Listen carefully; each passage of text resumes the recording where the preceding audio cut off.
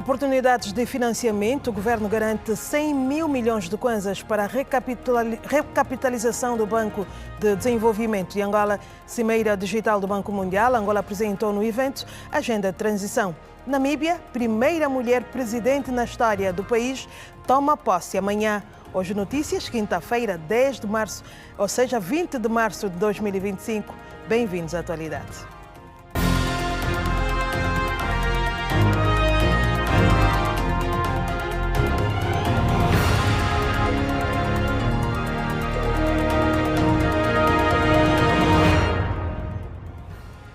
Olá, boa tarde. Seja bem-vindo às notícias nesta quinta-feira. No âmbito da celebração dos 97 anos da existência, o Porto de Lobito realiza a partir de hoje o quinto encontro com António Mateus, a partir de Benguela. António, boa tarde. É verdade. Boa tarde para si e para os telespectadores da TV Girassol. Respondemos a partir da cidade de Benguela, mais concretamente numa das unidades hoteleiras onde decorre o quinto encontro de quadros do Porto de Lobito. Esta atividade enquadra-se nos festejos dos 97 anos de existência desta unidade portuária. É de resto uma atividade que participam várias figuras ligadas aqui na província de Benguela. Há instantes, o presidente do Conselho de Administração do Porto de Lobito, Celso Rosa, fez o discurso de abertura e destacou o contributo que esta unidade portuária tem, digamos, feito, vou assim dizer, para o desenvolvimento do país. Vamos acompanhar alguns tratos do discurso de Celso Rosa. O Porto de Lobito não é apenas uma infraestrutura, representa um elo vital entre diversas culturas e economias e um agente fundamental no processo da nossa sociedade. Nos últimos anos, enfrentamos desafios significativos.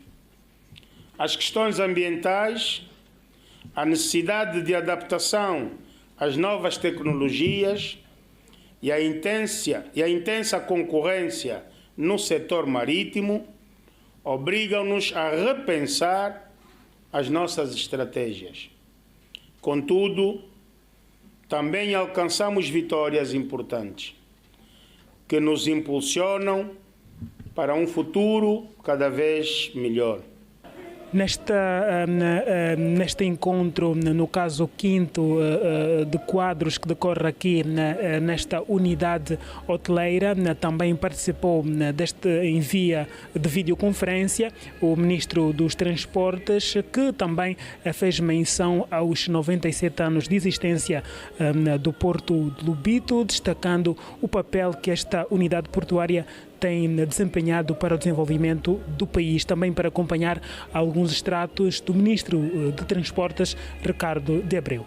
Este porto tem de ser um modelo de gestão moderna e eficaz, atraindo investimentos, promovendo novas oportunidades e elevando a sua reputação dentro e fora do nosso país.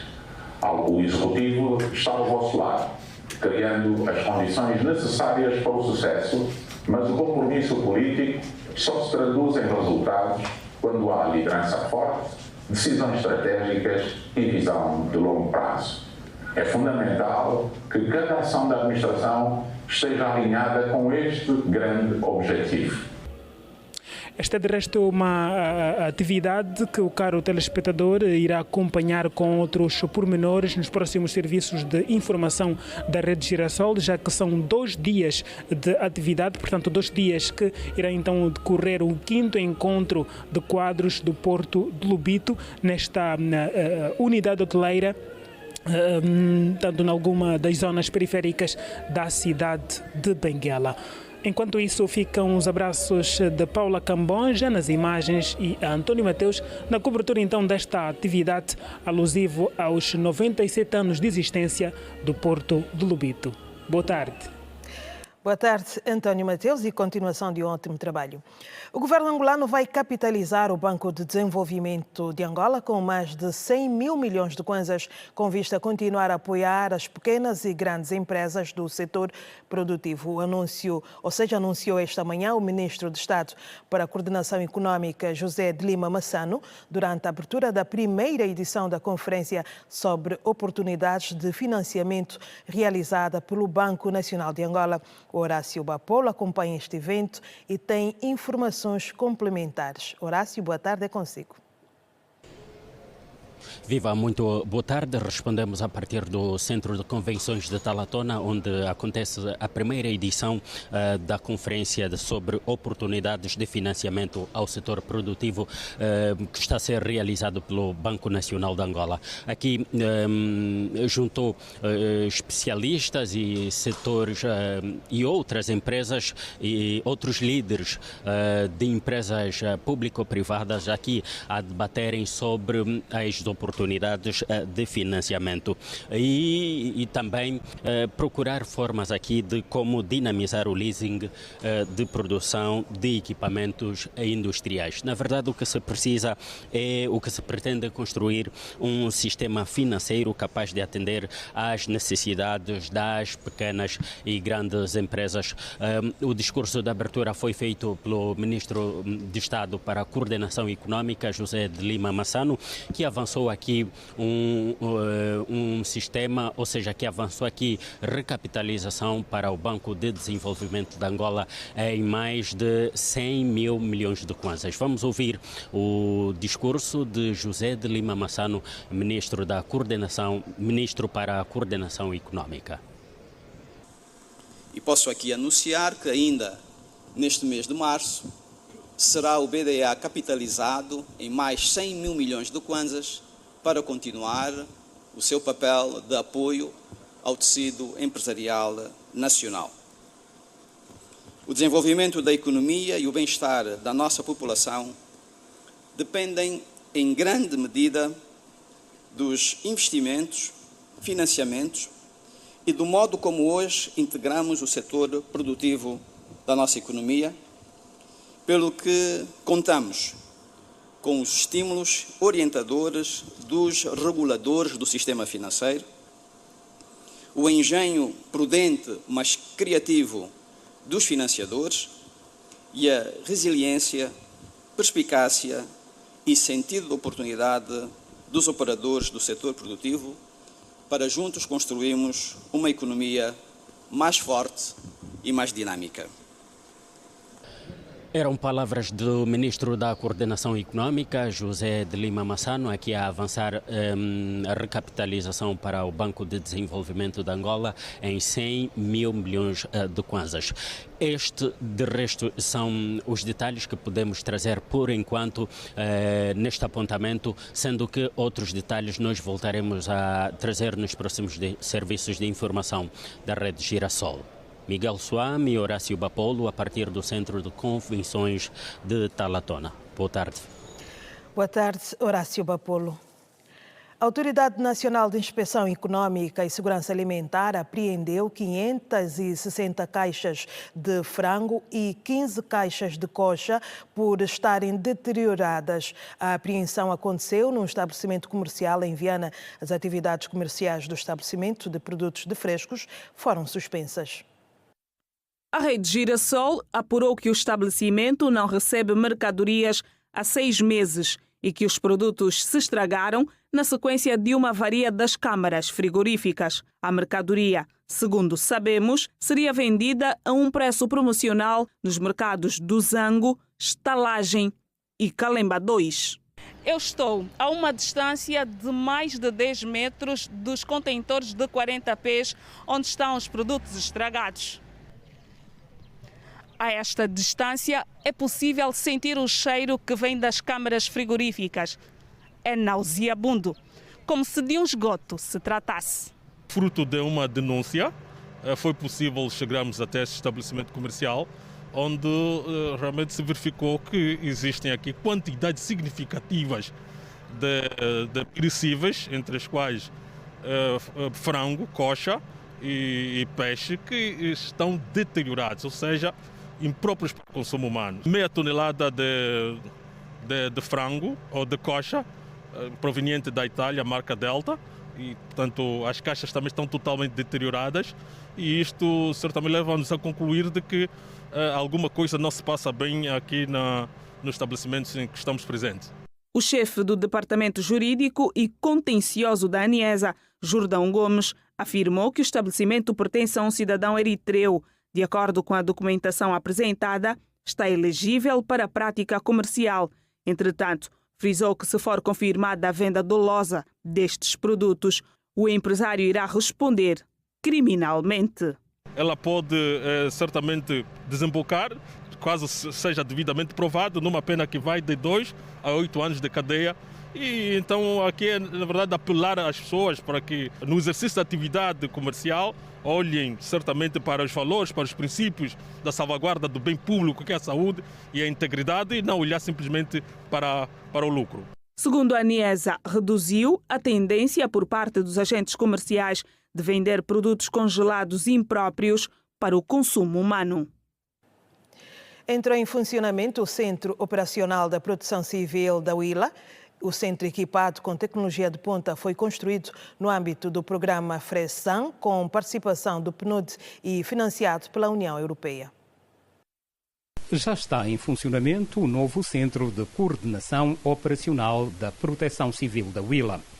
Inaugurado esta quarta-feira no Lubango, o centro, que tem tecnologia de ponta, visa reforçar a capacidade institucional e técnica da região para monitorizar fenómenos extremos ligados às alterações climáticas, permitindo uma gestão integrada mais ágil, eficaz e coordenada de resposta às emergências.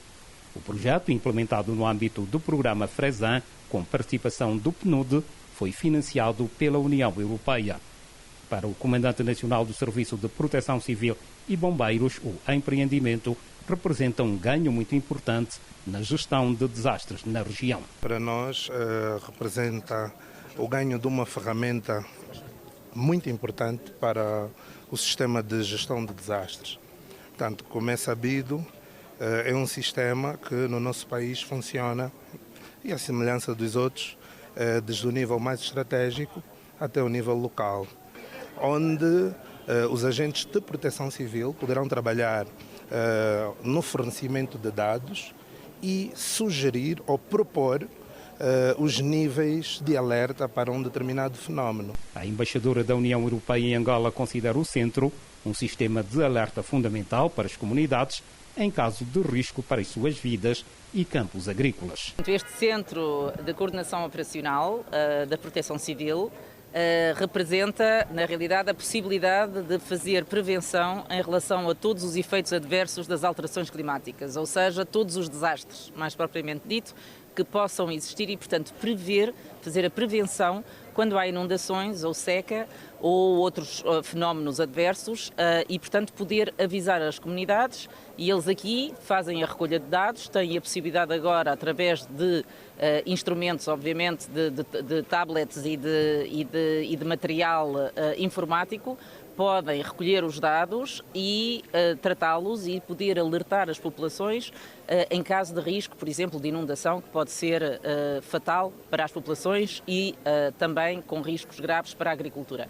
O gestor do PNUD, João Neves, valoriza a componente de formação de técnicos do projeto. O mais importante no projeto é o investimento que foi feito em termos de capital humano e de formação do capital humano, não só da Proteção Civil e dos técnicos da Proteção Civil, mas também de outras áreas relevantes para este trabalho, como é o INAMET, como é o ambiente, as administrações municipais. O julgamento do processo número 38/2022, em que são arguidos os generais Copelipa e Dino, vai seguir sem interrupções, já que o Tribunal Constitucional pediu em ofício ao Tribunal Supremo para avançar com o julgamento. A posição do Tribunal Constitucional não constitui novidade para o advogado Benja Satula, que, entretanto, lamentou a postura daquela instância jurisdicional. Nesta quarta-feira, a sessão ficou marcada pela apresentação das questões prévias da defesa do arguido e o Aiming, que pediu a absolvição do arguido dos crimes de que está pronunciado. O pedido de recurso ordinário de inconstitucionalidade das empresas Plasmart International Limited e Hatter Haig International Limited, representadas no processo pelo advogado Benja Satula, ainda não mereceu parecer conclusivo do Tribunal Constitucional, que, apesar de não se pronunciar, deu luz verde ao Tribunal Supremo para dar seguimento ao julgamento. Uma postura criticada pela defesa, que admite, no entanto, não estar surpresa. Agora, essa resposta do Tribunal a mim não surpreende, honestamente não surpreende, e vamos aguardar os próximos passos do processo. Não surpreende porque entendemos que o Tribunal já nos tinha notificado a dizer que, como havia data marcada de julgamento, não ia conhecer. E isto está no despacho do Tribunal, e isso que vem agora é na sequência. Por isso é que não fico surpreso. E enquanto defesa, nós respeitamos as decisões dos órgãos, sem prejuízo de podermos reagir diante destas decisões. Todavia, a audiência começou com mais um episódio marcado pela troca de argumentos entre as partes. Diferente das sessões anteriores, nesta quarta-feira, os mandatários Benja Satula e Bangula Kemba tiveram um discurso alinhado com o Ministério Público, ao contrário do advogado Adriano Supuleta, mandatário do arguido chinês Yu Haiming. A Organização Internacional de Polícia Criminal, Interpol, através do SIC, cedeu 12 intérpretes de mandarim para o arguido de nacionalidade chinesa. Por pouco, o julgamento voltaria a ficar interrompido, porque os intérpretes asseguraram que tinham dificuldades em traduzir, já que não conheciam as peças do processo, logo poderiam enfrentar dificuldades em determinados termos jurídicos. Uma diligência de hoje está marcada para tratar de questões prévias, e as questões prévias têm questões técnicas jurídicas, e depois, possivelmente, podemos chegar para a leitura da contestação. A defesa entende que poderemos seguir. Relativamente à defesa, se será fiel ou não, após essa diligência, poderemos depois ensaiar entre os amigos do arguido Yu Haiming, que falam português e mandarim, e o intérprete podemos sempre ensaiar no dia antes, ou mesmo ainda hoje, no dia que ele será ouvido, porque a diligência de hoje não terá intervenção direta do arguido Yu Haiming. É a vida do arguido que nós estamos aqui a decidir. Então, nesse momento, o arguido, acredito que não está a entender até o que se está a passar.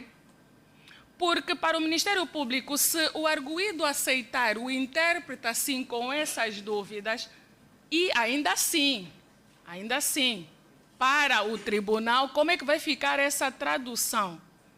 Sabendo que já fomos avisados de antemão que o intérprete terá dificuldades, passo o pleonasmo, de interpretar certos termos.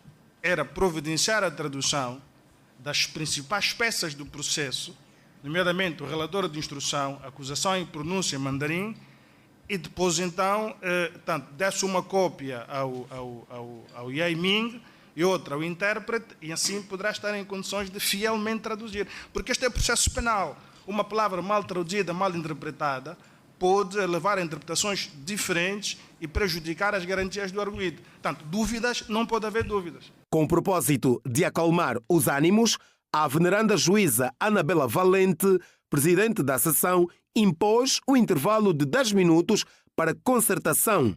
Minutos depois, os representantes do Ministério Público e o corpo de jurado voltou à sala, e quando parecia que, uma vez mais, o julgamento fosse adiado, a juíza surpreendeu todos os presentes com a decisão de dar seguimento ao julgamento.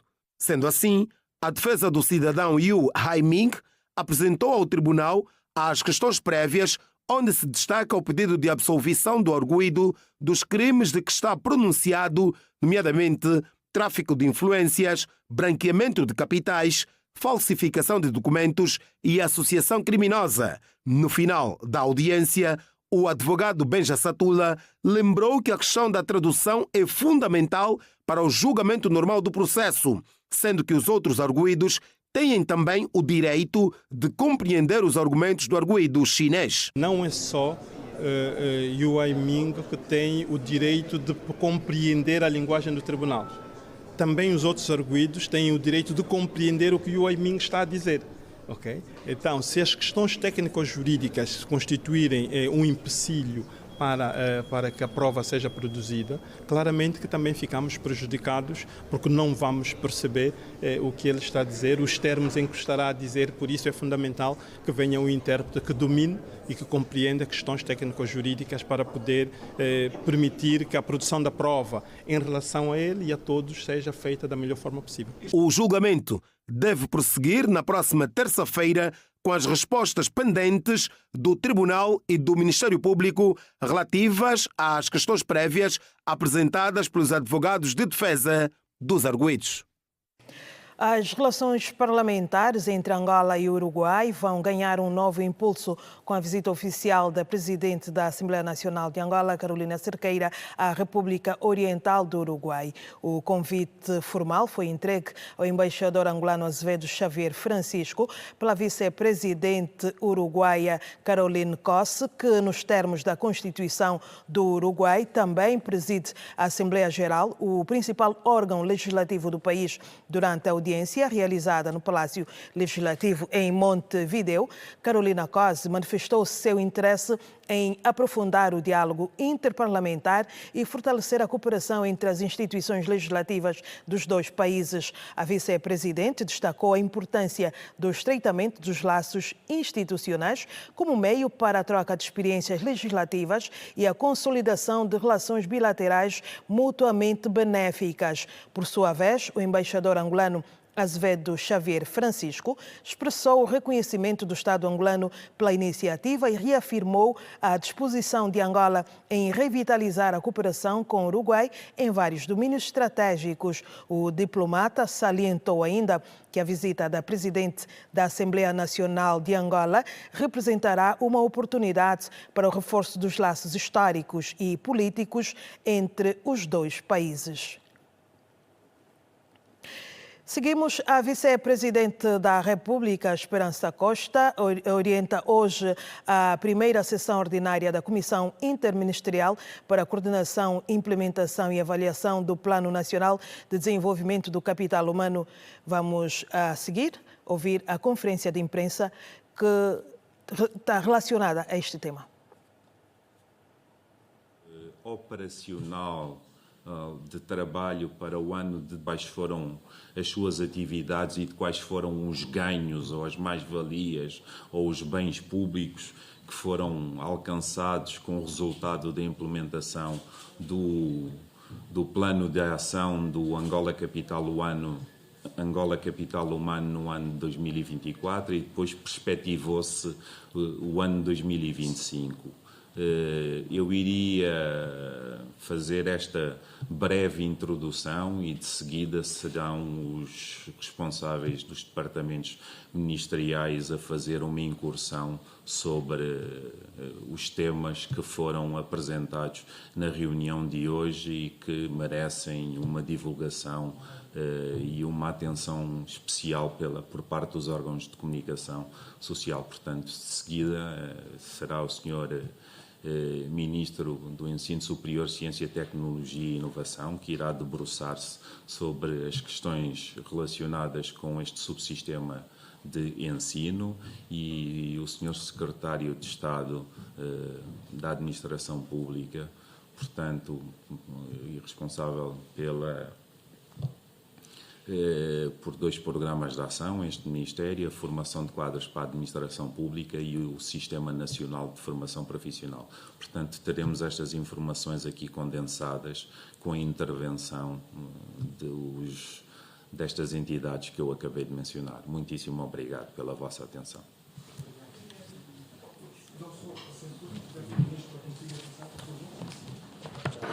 Acabamos de ouvir o Ministro do Ensino Superior, Ciência, Tecnologia e Inovação, Albano Vicente Pereira, que hoje, durante a primeira sessão ordinária da Comissão Interministerial para a Coordenação e Implementação e Avaliação do Plano Nacional de Desenvolvimento do Capital Humano, orientado pela Vice-Presidente da República, Esperança Costa.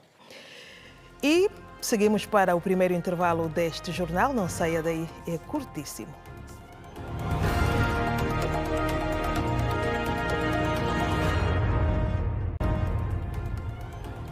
Olá, seja bem-vindo de volta Hoje Notícias. O ministro de Estado e chefe da Casa Civil do Presidente da República, Adão de Almeida, apresentou a Agenda de Transição Digital de Angola durante a sua intervenção como orador na segunda edição da Cimeira Digital do Banco Mundial, que encerrou nesta quarta-feira em Washington, nos Estados Unidos da América. O chefe da Casa Civil do Presidente da República liderou a delegação angolana que participou no evento realizado sob o tema Caminhos Digitais para Todos. É um evento de alto nível em que estiveram presentes representantes governamentais, especialistas, líderes empresariais e parceiros estratégicos, constituindo um espaço privilegiado para o debate sobre soluções digitais inovadoras. A Cimeira abordou questões relacionadas com a digitalização, incluindo estratégias governamentais para a criação e o reforço de infraestruturas públicas digitais, a modernização dos serviços públicos e a promoção da inclusão digital como um dos mais relevantes fóruns internacionais para a discussão destas temáticas. O ministro de Estado defendeu que a digitalização do Estado deve ser coordenada de forma integrada, evitando fragmentações e garantindo o alinhamento entre todas as iniciativas digitais. De acordo com Adão de Almeida, Angola adotou um modelo de coordenação baseado nas melhores práticas internacionais, promovendo a articulação entre instituições para beneficiar cidadãos e empresas. Na sua intervenção, o ministro de Estado realçou alguns dos 214 projetos integrantes da Agenda de Transição Digital, com um foco especial no Projeto de Aceleração Digital de Angola, PADA, e no Projeto Governamental de Simplificação de Atos e Procedimentos da Administração Pública, conhecido como Simplifica, nas suas versões 1.0 e 2.0, e sublinhou ainda outras iniciativas em curso destinadas a melhorar a prestação de serviços aos cidadãos e às empresas. O governante destacou que nos últimos 10 anos, Angola subiu 18 posições no Índice do Desenvolvimento do Governo Eletrónico das Nações Unidas, refletindo os avanços significativos do país na digitalização da administração pública e na modernização dos serviços ao cidadão. A delegação angolana integrou ainda o ministro das Telecomunicações, Tecnologias de Informação e Comunicação Social, Mário Oliveira, o ministro da Justiça e dos Direitos Humanos, Marci Lopes, o embaixador de Angola nos Estados Unidos da América, Agostinho Vandonen, bem como os diretores do Instituto de Modernização Administrativa e do Instituto de Fomento da Sociedade de Informação. Toma posse nesta sexta-feira em Windhoek, na Namíbia, a primeira presidente eleita daquele país, Netumbo Nandi-Ndaitwah, dando início ao primeiro mandato de uma mulher no cargo na história do país. Netumbo Nandi-Ndaitwah será, a partir desta sexta-feira, a líder da SWAPO e a quinta figura a conduzir os destinos do país. A investidura terá lugar no Independence Stadium, na data em que o país assinala o 35º aniversário da independência nacional. Vários chefes de Estado e de Governo foram convidados para a cerimónia de investidura, com destaque para o Presidente da República e da União Africana, João Lourenço. Netumbo Nandi-Ndaitwah venceu as últimas eleições gerais em novembro último, com 57% do total dos votos de 2 milhões de eleitores. Vai suceder o presidente interino Nangola Mbumba no poder após a morte do chefe de Estado, Hage Geingob, em fevereiro de 2024. Um dos grandes desafios da nova presidente, lançado durante a campanha, prende-se com a necessidade de atrair investimentos através da diplomacia política e evitar esforços para a criação de mais de 250 mil empregos em 5 anos. Netumbo quer apostar na redução das altas taxas de desemprego entre os jovens, com investimento na energia verde, agricultura e infraestruturas. Netumbo Nandi-Ndaitwah ocupava desde fevereiro do ano passado o cargo de vice-presidente do país e já foi igualmente ministra das Relações Exteriores. Com cerca de 3 milhões de habitantes, a Namíbia é um país estável politicamente, embora registre problemas de desemprego e habitação. É, segundo o Banco Mundial, considerado o país de renda média alta. Novos bombardeios foram registrados na madrugada desta quinta-feira na faixa de Gaza. As Forças Armadas de Israel promoveram um novo ataque a alvos do grupo terrorista Hamas. O assunto domina o compacto internacional de hoje. Acompanhe.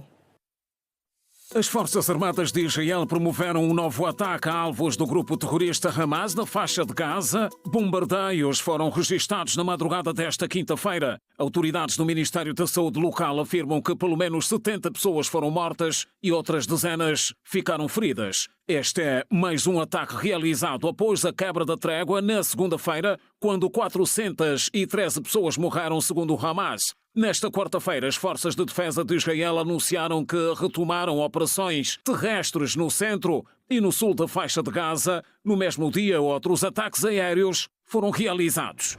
O governo da Malásia deu a autorização final para que a empresa de exploração marítima norte-americana Ocean Infinite retome as buscas pelo voo MH370 da Malaysian Airlines, desaparecido em 2014. De acordo com um comunicado, a Ocean Infinite receberá $70 milhões apenas se descobrir destroços do MH370 numa nova área estimada em 15 mil quilómetros quadrados do sul do Oceano Índico. O Boeing 777 desapareceu dos radares a 8 de março de 2014, com 339 pessoas a bordo, entre os quais 153 cidadãos chineses. O aparelho fazia ligação entre Kuala Lumpur e Pequim há 10 anos.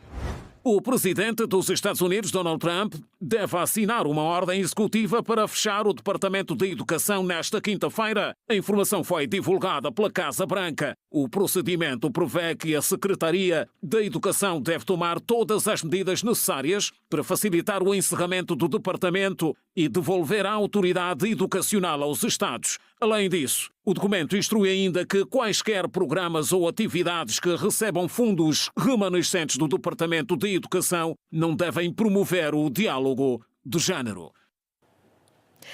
E agora é momento do desporto. Aqui no Hoje Notícias, os Palancas Negras visitam nesta quinta-feira, portanto hoje às 20 horas, a formação da Líbia para a última jornada da primeira volta de acesso ao Mundial de 2026.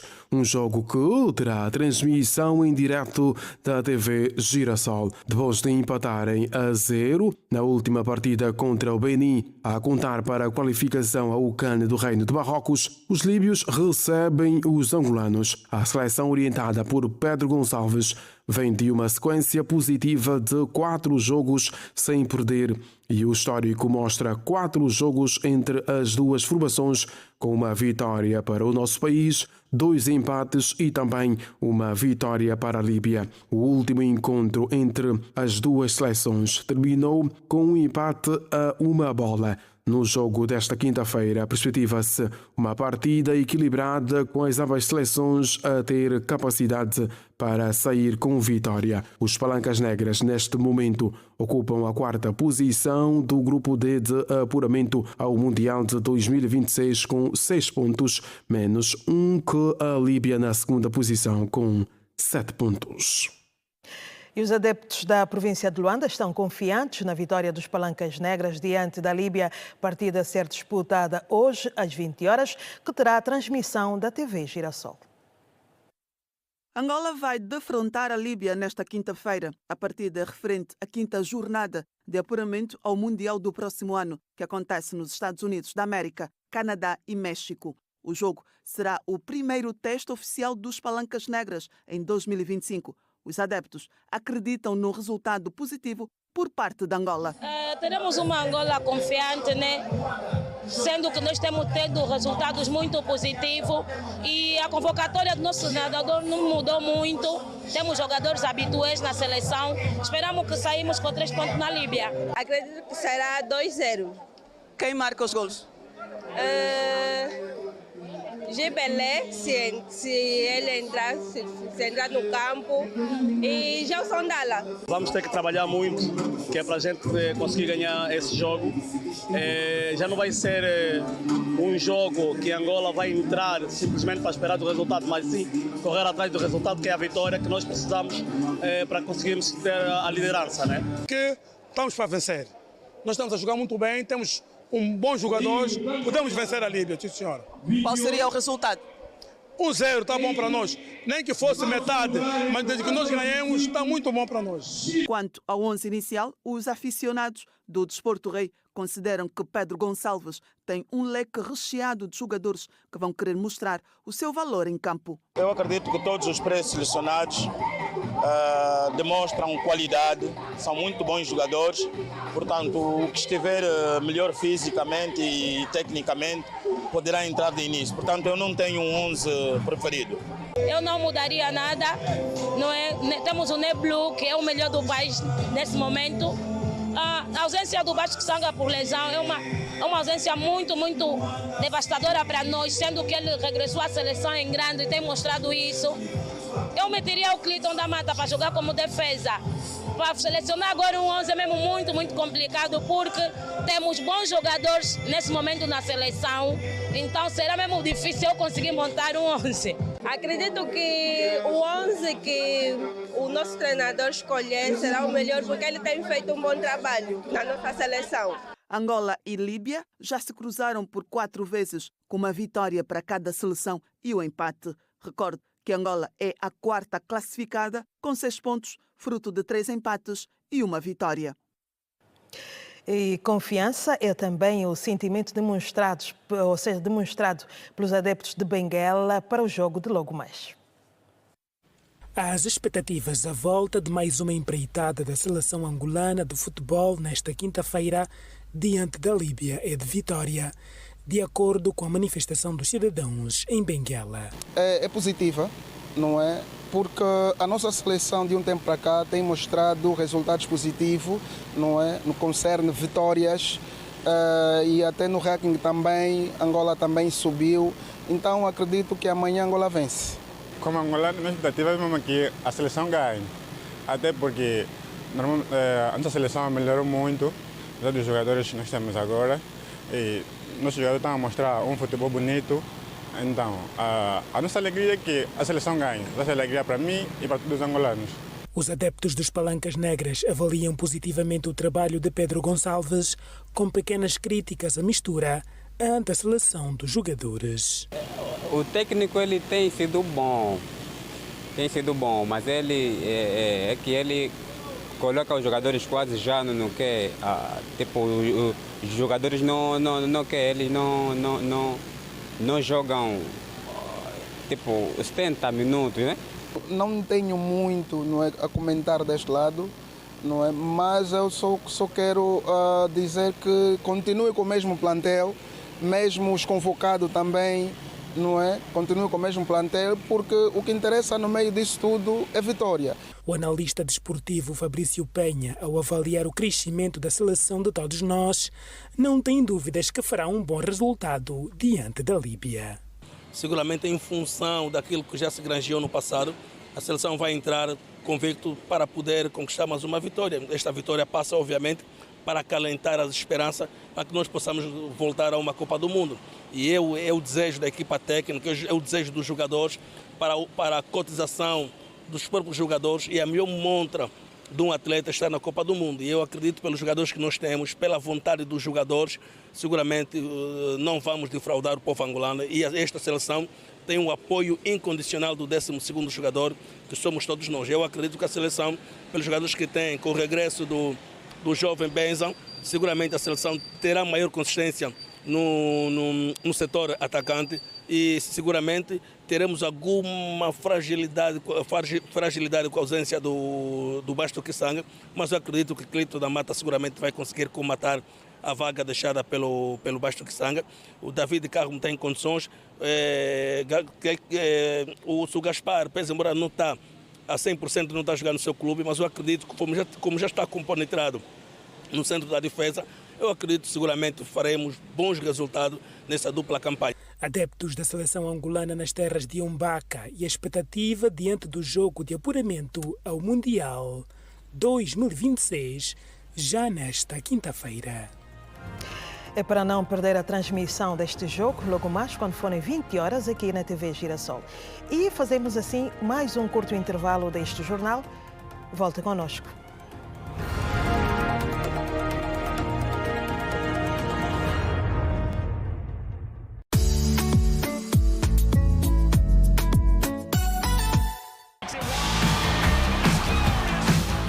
Angola quer dar mais um passo rumo ao Mundial 2026. Sua vitória interessa diante dos Cavaleiros do Mediterrâneo nesta quinta.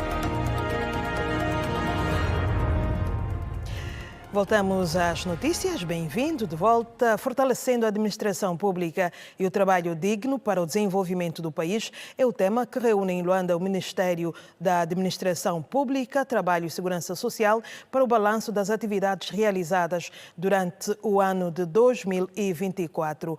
A Edna Firmino acompanha o encontro e junta-se a nós com mais detalhes. Edna, boa tarde. Boa tarde em estúdio, boa tarde para quem nos acompanha. Acontece neste momento aqui no Instituto Nacional de Segurança Social, o Conselho Consultivo do Ministério da Administração Pública, Trabalho e Segurança Social. Para mais dados sobre esta conferência que está aqui a decorrer, nós vamos em conversa com a ministra do MAPDES, Teresa Dias, que no seu discurso falou um pouquinho sobre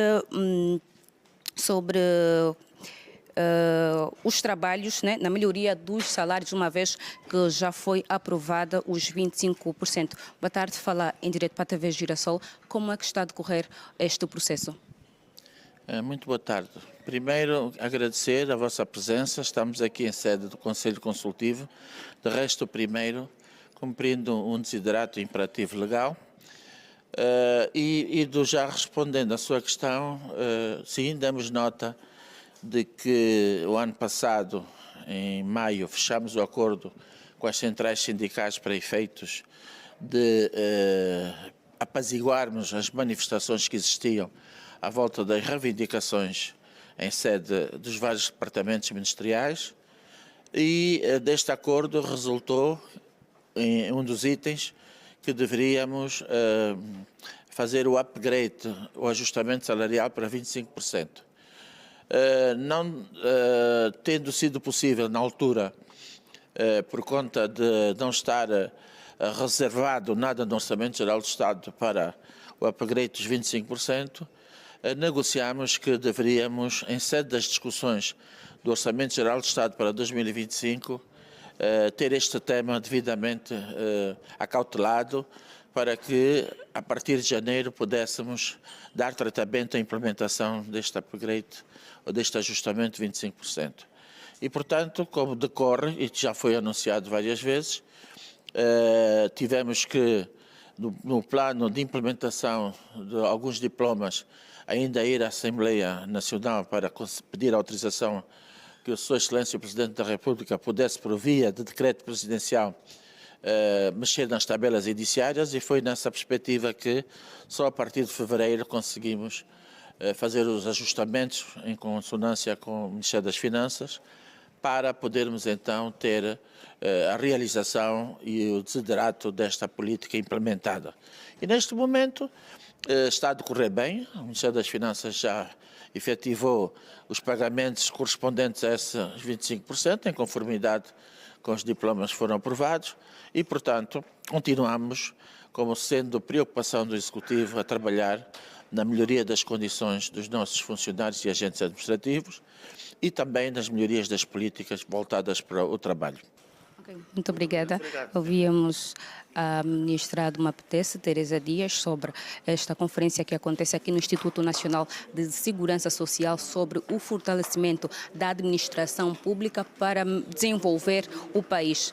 Este é o trecho da matéria que lhe damos a ver a esta hora. Com certeza traremos mais dados sobre esta matéria logo mais às 19h45 no canal 20 da ZAP, 54 da TV Cabo e 508 da DSTV. A partir do INSS despedem-se Josué Massuaco e Edna Firmino. Boa tarde. Boa tarde, Edna Firmino, e continuação de um ótimo trabalho. O presidente do Conselho Nacional da Juventude visitou várias instalações no município da Ingombota e também no município do Cacoaco. O objetivo foi de conhecer as condições dos centros de saúde da Universidade Metodista e o Centro de Saúde de Cacoaco. A visita começou no Centro Médico da Universidade Metodista, onde o presidente do Conselho Nacional da Juventude, Isaías Kalunga, elogiou o trabalho solidário da instituição. Ficamos extremamente satisfeitos pelo facto, primeiramente, de saber que todos os estudantes da Universidade Metodista, sempre que precisam de algum auxílio médico-medicamentoso, tem a clínica e o centro de fisioterapia para assistência e, acima de tudo, mais satisfeito ainda ficamos pelo facto de a universidade deixar a clínica e o centro de fisioterapia esteja ao serviço da população angolana a título grátis. Já no município de Cacoaco, Isaías Kalunga foi recebido pelo administrador municipal e também pelo comandante-geral da Polícia Nacional em Cacoaco e seguiu para o Centro de Saúde do Quicolo, onde fez a entrega de materiais gastáveis. Nesse contexto, nos mobilizamos para poder apoiar a causa, mas com material que a municipalidade irá precisar em concreto para a sua hidratação e combate à cólera, portanto, que é o soro fisiológico, bem como também trouxemos uma quantidade que vai claramente ajudar a que milhares de populares daqui da comuna do Quicolo possam se beneficiar ao se deslocar aqui no centro de saúde do Quicolo. Várias medidas de prevenção e tratamento têm sido implementadas para controlar a propagação da cólera e os materiais gastáveis ora entregues vão ajudar neste sentido. Recebemos soros, recebemos os materiais gastáveis para os nossos doentes com surto de cólera. Desde que começamos esse surto de cólera, nós não temos dificuldade, porque o centro está a ser apoiado sempre com a direção municipal de Cacoaco. No início, os casos de cólera estavam com uma estatística elevada, mas até aqui a estatística está bem controlada e está bem reduzida. Queríamos antes agradecer o CNJ por esta ajuda que nos dá em fornecer-nos agora material gastável e medicamentos dentro do contexto que nós estamos a viver. Portanto, o município de Cacoaco, como é sabido, foi o epicentro do surto da cólera.